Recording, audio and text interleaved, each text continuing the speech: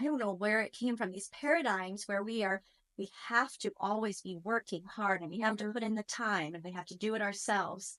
And then you're getting this new generation coming in, Gen Z, and they are figuring out how to get things done super effectively.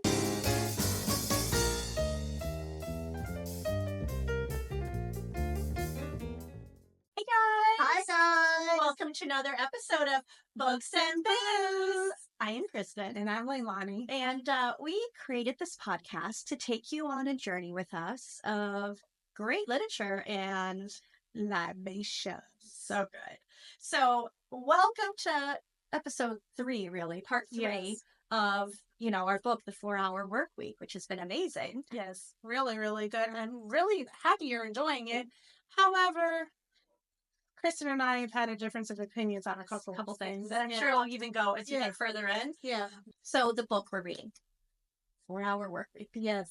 We've spent the first episode, we really only got into the introduction and his basically his history. Yeah. Like get into his mindset, which was amazing. I love that as an author, he took you through, even going back, he was a preemie, his issues with his kindergarten teacher. What do you call it? His pathology? Pathology, yeah. Yes, absolutely. His life pathology or something like that. Yeah. Chronology of pathology, I think is what it was. Which I appreciate it, because when you want to understand where somebody's coming from in their perspective, it really helps put things, and you could identify with certain parts of his journey too. Most definitely. And I think any person who's been in business for any length of time, there's just so many trial and errors, and I think I love the way he chronologicalized. Is that a word? Sure. Anyways, I love how he put everything in order of how he started back way from when he was 10 or 11 years old, all the way through to where he's at now. Yeah. So what a journey. And then last week's episode, we dug into, he spells out the acronym DEAL. Yeah. Right? So D was for definition, and we got into that last week. But this week, Elimination. Elimination. Yeah. This was eye-opening. I think this is when I really fell in love with the book. It got me first reading his pathology. It's all about him, because I was like, I have those moments in my life too where I was like, that shifted me. He put proof in the pudding, right? He showed you what he went through so you could resonate with the reader. Absolutely. Then he talked about how reading this book is important, which is the deal part. Yeah. Right? But now I really love about E, which is elimination. He's really going into the guts of why you need to do what you need to do in order to get a 4-hour work week. Yeah, absolutely. Yeah. And keep in mind, guys, watch previous episodes or you're just joining now. I mean, he really defines what the new rich mentality is versus the deferred mentality. And I think so many of us, especially Gen X, boomers, very much deferred way of being raised and taught to think about your future, your planning, your finances. And I would almost see, I feel like, a little correlation between what could get stuck into that rich dad, poor dad, a poor dad mentality. Yeah. You're deferring happiness to the end, and your goal is to work really hard, put in a lot of time, and save so that at the end you can hopefully enjoy. And for some people it does work out, absolutely. Yeah. But what are we drinking? My line. Kristen, what are we drinking? We are drinking an incredible gin, which is so perfect for how hot it is, isn't it? It's State House Gin from High Bank Distillery in Columbus, Ohio. Thank you, Sarah and Sean and the Buckeyes. Appreciate all of our OH fans. But what a great gin. And I did a little research. So High Bank Distillery was named because Columbus as a city, as the capital. Okay. Ohio has had 3 different capitals over the time of their statehood. But anyways, it was called High Bank because Columbus was formed in 1812. Oh. So I know, I feel like the 1812 overture should be playing. Maybe our editor will. Anyways, but at the high bank of the 2 rivers there, the Scioto and the Olentangy, where they fork together. Okay. So literally, and when you go downtown to this day, there's the bank is a nice steep. It's beautiful. Absolutely. Never been there. I'm going to have to take a look at it. Columbus is I've been to Columbus, but not to that location. Yes. And what I love about Columbus is their support of small local business is Oh my gosh. none other. Palpable. I mean, you go in there. I mean, it's just so many distilleries. Yes, they support local like Yeah. none other. I mean, and here we are in Orlando, and I feel like for the longest time, Orlando has been like big corporate run, like it's chain everything. Yeah, there's Mickey Mouse right down the street. Universal. I mean, all the restaurants. Yeah. But what has been developing in Orlando makes me so happy, especially in some of these neighborhoods. Yeah. Some of these amazing, like I love my historic St. Cloud. Yeah. You know, it's so much fun. Historic Kissimmee. You can go to historic Winter Park, Mount Dora, Winter Garden, like Baldwin. You know, like there's so many great little things popping up over the past, I would say, 10 years. Yeah, I like how they're really trying to get back to small business. They're saying, understanding that small business is what keeps this economy running. You know, so going back to Columbus, Columbus has a lot of great small. They never left. It never that support of small business never left there. Absolutely, and they really do. And you feel it and you see it in the like your choices of where to go out to eat and drink. It's amazing. Yeah. So what I'm super excited about is High Bank Distillery is going to be opening its third location this year. Incredible. Which is amazing. So happy for them. But specifically, Steakhouse Gin was named because of the amount of care and time it took to build the Columbus Steakhouse. So it was just, I like how they incorporated history. Yeah, that's cool. I cannot wait till we go and sit there and have a drink with Sarah and Sean, you know, and the, you know, High Bank Distillery team. I mean, my goodness, Jim Halpert, all four of them. It'll be so much fun to meet. Come true. Yes. Manifest that. So E for elimination. Yes. And I love at the beginning, you know, I love my quotes. If those of you who follow us on like our Instagram and Facebook, you know, I do love inspiring quotes from famous people. So he quotes William of Occam, who says, "It is vain to do more with what can be done with less." I agree 100%. I've done that in my business many times. Well, and, you know, studying people who are already successful, already wealthy, there's a word, frugality, right? Just because you have the money to spend on something, or you have the time to spend on something, or you have the resources, doesn't mean you should exhaust that. Yeah, don't waste it. Don't waste it. Exactly. So I think that's what William's really saying here. It's vain to do more with what can be done with less. So what I like about this is he's really recognizing that his readers are on two different paths. He either has somebody who is an entrepreneur, or he is somebody who is an employee, and they may be an employee forever, or they may be an employee trying to figure out how to be an entrepreneur. I do appreciate that. Yes. He did recognize that maybe you're not built to be an entrepreneur. Maybe you're not wanting to be an entrepreneur and you want to take this concept into your employment. Mm-hmm. I do like that. Absolutely. So he says for the employee, this chapter is going to help you increase your value at work, because your ultimate goal is to make it so basically your boss can't say, no, we'll just find somebody else to replace you. You want to make yourself irreplaceable, but be able to step away from the workforce for as much. Okay. Everyone's dispensable. So if you ever think you're indispensable, think again. Everyone's dispensable. Yep. So I almost want to say, get rid of that arrogance. That's going to be the first thing that gets you fired. Right. But that's part of what he's going to try to help you with, is how do you make yourself even more valuable at work. And then he says for the entrepreneur, he says the goal is to increase profit while decreasing the amount of work. That I absolutely. Yeah, I agree with that 100%. We've done it in our business. We're doing it currently as Sage. Mm-hmm. And even here with Books and Booze, I guess, and the employment set, we'll continue because I have, like I said, difference of opinion. It's all good.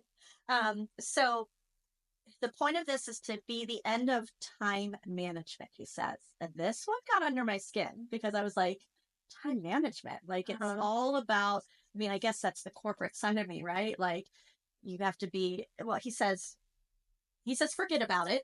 And I'm like, what?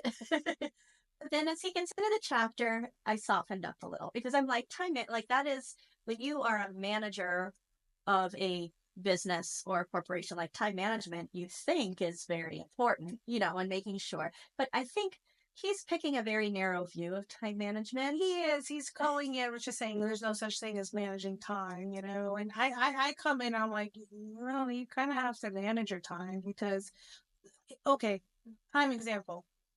The book is called The 4-Hour Workweek, right? If you weren't caring about managing your time, then why do you care about working 4 hours a week? And so that's the part where I'm like, okay, we've got a difference of opinion over here. If you're managing your life in order to free up time, then of course you care about time management because there's other things you want to do with that time. Right. Right.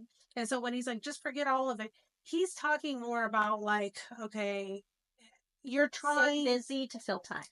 Yes, you're trying to stay busy to fill time. All the little nitty gritty tasks that you're doing, you know, and you're trying to schedule it in and time blocking. That's what he's talking about. So I understood that part.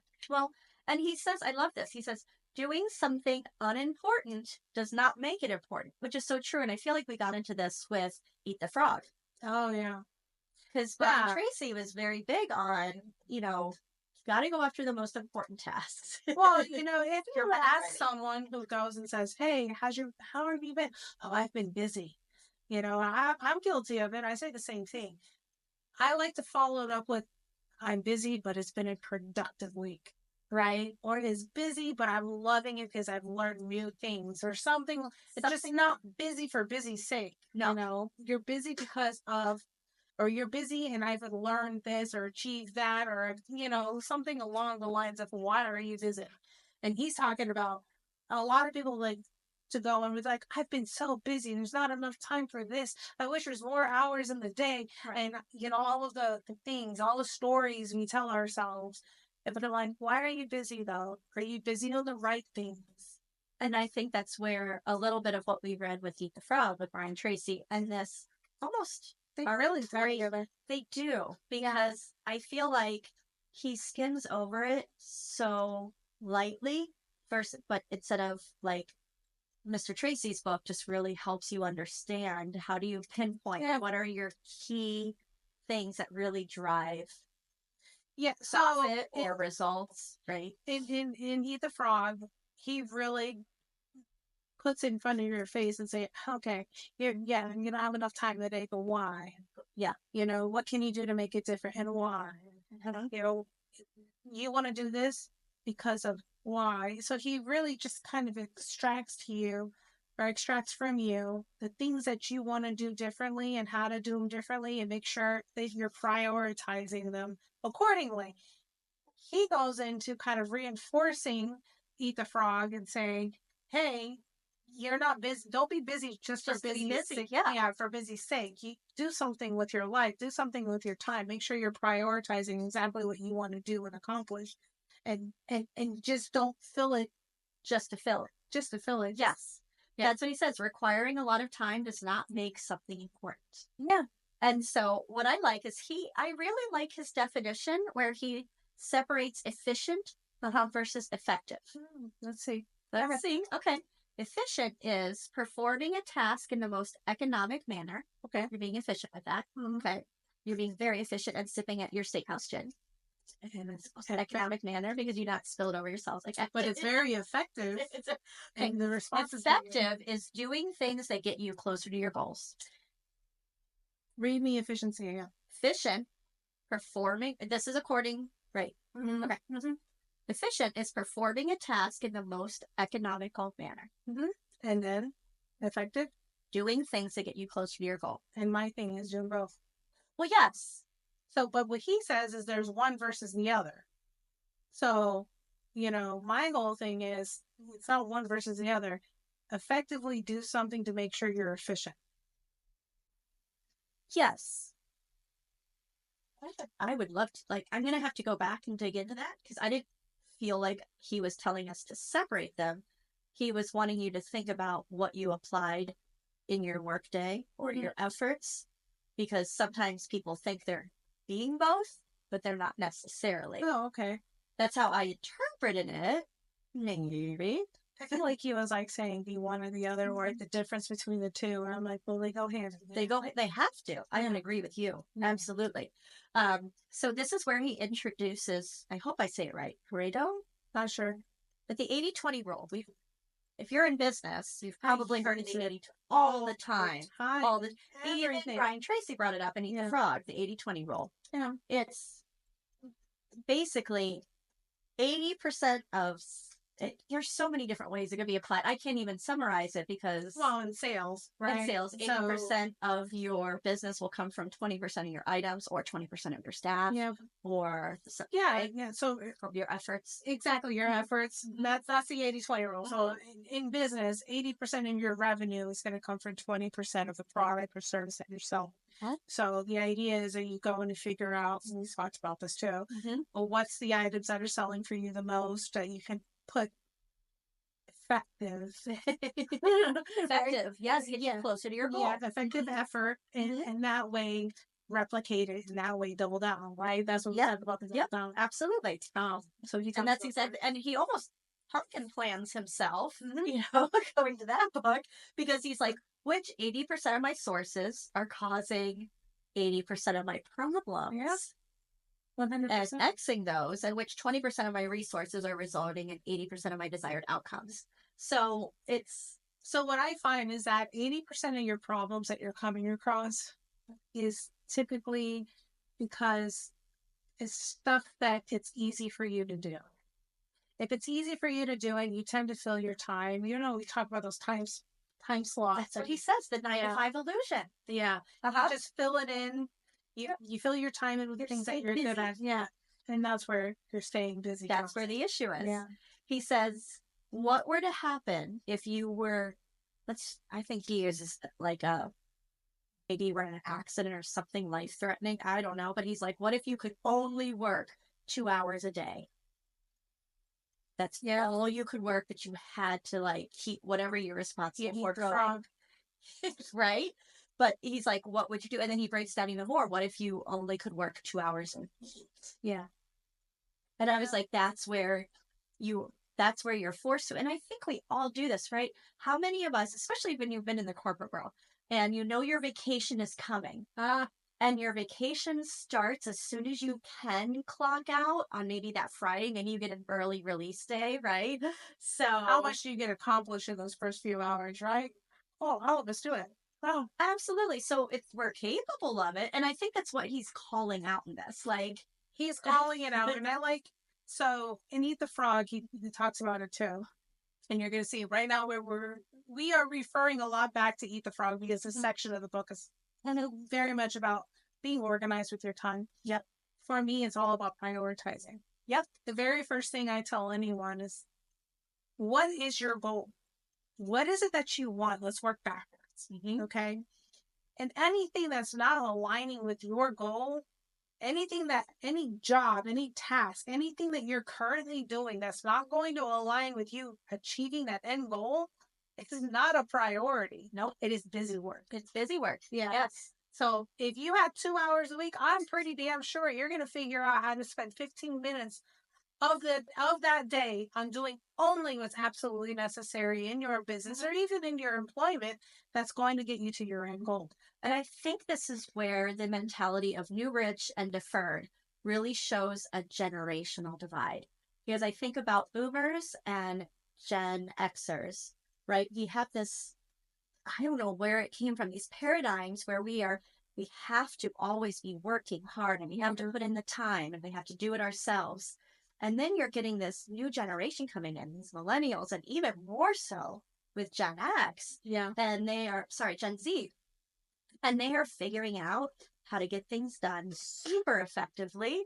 And I think the internet had a lot to do with it. Well, of course. Yeah.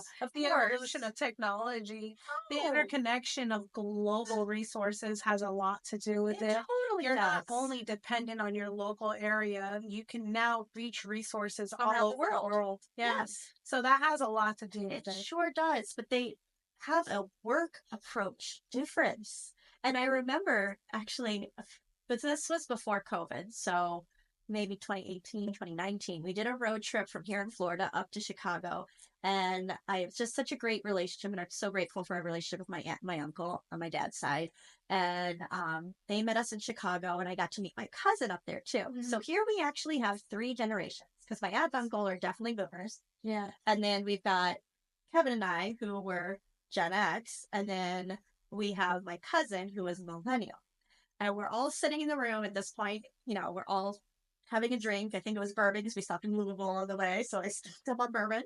And we're sitting in the hotel room just talking. And he was talking about, my cousin was saying, like, okay, at the end of my shift, when my shift's over, I just go, like, somehow we got talking about when projects roll over to the next day. Because I was beginning to deal with associates who were literally like, walk out on a project, even their shift was over. And it didn't matter if the project was done or not. And I was like, this was like earth shattering to me because I was like, why? Like, well, because they knew if I finish this project, you're just going to give me another one. Yeah. Well, and they had it didn't matter that the project rolled over.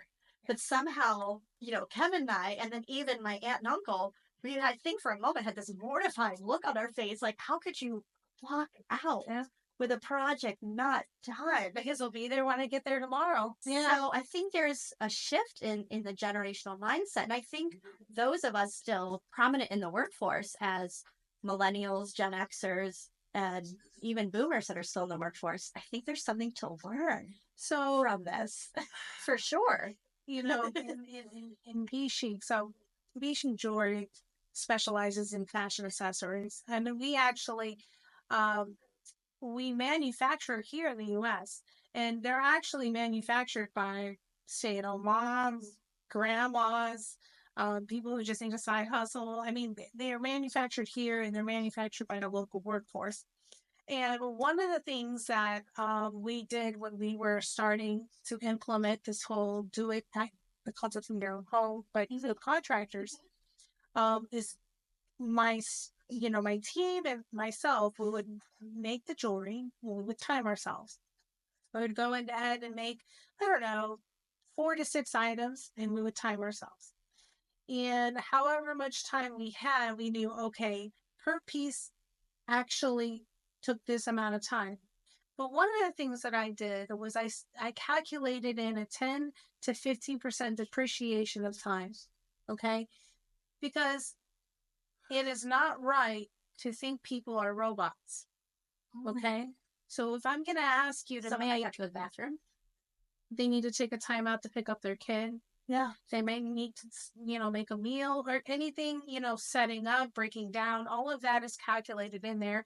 And I calculated a 10 to 15% depreciation over time. And whatever the wages are for that moment, I would go ahead, and that's how I figured out how to pay them. I think what's unfair is when you think people are robots. And so you create tasks and you think, hey, this task should only take this amount of time optimally, but let's think real life. Okay. And so when you start thinking real life, it's going to take this person about this amount of time. If you calculate real life, now you're being reasonable. So prime example, even in this, what we're doing, video editing, we do video editing in B-Chic as well. We found out that it takes 3 hours to edit a video. Now, I'm pretty sure someone's going to comment here and say, oh, no, it takes longer than that. Oh, no, it does this. Oh, no, it does that. Sure, it does. But I'm willing to pay the 3 hours to have the video edited because I understand the quality of what I'm looking for. And even more importantly, I want the person working for us to be happy. So if they're not under the pressure of performance, they will do exactly what we need them to do. Interesting. And so that's the thing where I think the bigger separation that's happening that you talk about is Gen X was told you need to do this within this amount of time. There's no budging. Yep. Millennials came in and said, well, I know the task that needs to be done and I'll do it as much as I can. But you know what? We might be a day or two late on this deadline. Whatever. Can I get an extension? Right? We're the loophole generation. And now you have this newer generation that's coming in and saying, listen, I'm not comfortable with the deadline you set. This is what I need. If you don't like it, you can get someone else. Where I think if you come in from the beginning saying, we've already calculated how much time it needs an hour and a half, but I'm going to give you 3 hours to do it because I understand you have your needs that need to be met. Let's go ahead and give you 3 hours. I understand you're not going to take all 3 hours, but I'm okay with that. And so what you're meeting is not only the deadline, but the needs of the person who's doing the job. So true. Yes. Or this next generation is so resourceful. They're figuring out how to get it done faster. And we as employers have to be okay with that as long as the quality is coming exactly Yes. the same way. And that's the next part of that. It totally is. I understand that someone's going to do it quicker. So he wraps up this chapter really helping you identify what are things that get in your way of being hyper productive. Yeah. Because the ultimate goal is, can you get your entire 9-hour workday into like an hour or two? That's basically what he's helping you want to get to. So he calls what he calls interrupting interruptions. And those are things that are like time wasters, time consumers, and empowerment failures. Now, empowerment failures, when you work for a company, you're kind of stuck, right? If your boss has to sign off on something, you're stuck. But it's the other things like, how many of us have been guilty of checking our email every half hour? They used to. Right. Until you've learned that it's okay to do either he gets it to one time a day. Yeah. Right? Yeah. And not email. Social media, yes. Right. Well, I think depending on who you have supporting you, Oh, well, true. yes, Right? Yes, when you're a one-man show and all your finances, all your orders are coming in via email. Yeah. I understand needing to check that's a little more. That's right? the biggest part is when you think that everything's an emergency and it's not. That customer, if they messaged you, they have a problem, they can wait. It's okay. And if they can't wait the few hours it takes you to get back, maybe that's not the customer you want. So understanding that. And that's what he gets to. He basically walks you through how do you get down to only 2 times a day checking email and all of these interruptions. Overall, I think a really great chapter for efficiency and effectiveness. Elimination. E for elimination. Let's do this. We're going to eliminate this drink. Let's eliminate our drink. And we'll finish up the book on the next episode. Does that feel good? Sounds good. So, friends, thank you guys for joining us. Yes, thank you so much. While you're at it, like, subscribe, and share. We did not plan that. Thank you, guys. We are working on building our tribe here. So, please, any sharing, commenting. Yes. Please let us know what part of this book affected you, or I should say this segment. This is part 3. So which segment affected you the most? We want to know. Yeah. Please share with us. So we're here for you. Yes, we are. Cheers, y'all. Bye-bye. See you next week.